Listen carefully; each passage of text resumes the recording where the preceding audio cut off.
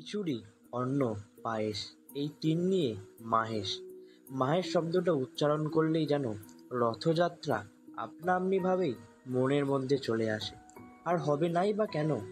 পুরীর পরে দ্বিতীয় বৃহত্তম রথযাত্রা বলে যদি কোনো কিছু স্বীকৃত হয়ে থাকে, তবে সেটি মাহেশই।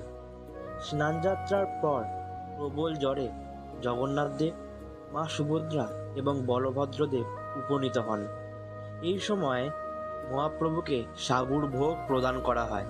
প্রভু দীর্ঘ 15 দিন জ্বর কাটানোর পর আমাদের সামনে দেখা দেন রাজবেশে, যেন সমগ্র বিশ্বের রাজা উনি। হ্যাঁ, সত্যিই তো তাই।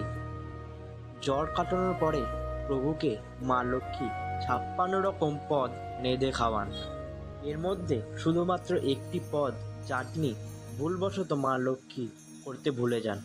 আর সেই সময় জগন্নাথদেব রেগে উনুন ভেঙে তার দাদা বলরাম এবং বোন মা সুভদ্রাকে নিয়ে চলে যান তার জন্মবেদী তথা তার মাসির বাড়িতে। পুরীতে জগন্নাথদেব যান মা গুন্ডিচা দেবীর বাড়িতে, কিন্তু মাহেশে ব্যাপারটা অন্যরকম। মাহেশে জগন্নাথদেব, মা সুভদ্রা এবং বলভদ্রদেব যান পূর্ণ সখীর বাড়ি, যা মাহেশে মাসির বাড়ি নামে খ্যাত। সোজারথ ও উল্টো রথের মাঝখানে যে রবিবারটি পড়ে, সেই রবিবারে মাহেশে অনুষ্ঠিত হয় দ্বাদশ গোপাল উৎসব।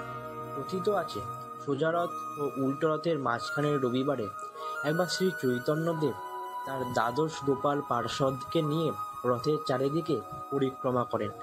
এরপর দীর্ঘ 7 দিন মাসির বাড়িতে থাকার পর সোজারথ থেকে 8 দিনের মাথায় মহাপ্রভু পুনরায় নিজের কর্মবেদিতে ফিরে যান। জয় জগন্নাথ।